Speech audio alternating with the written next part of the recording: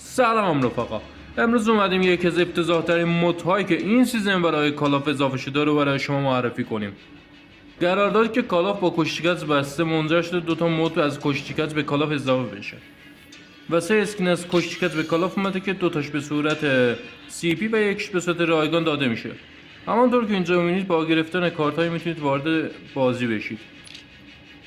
بعد 3 تا گزینه است که میتونید با لاگین و دو تا ماموریت دیگه وارد بازی بشید.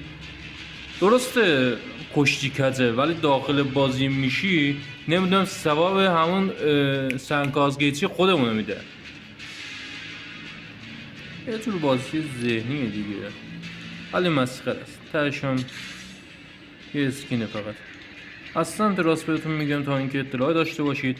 اول دومی رو شکست میده، دومی سومی رو شکست میده، سومی هم اولی رو شکست میده.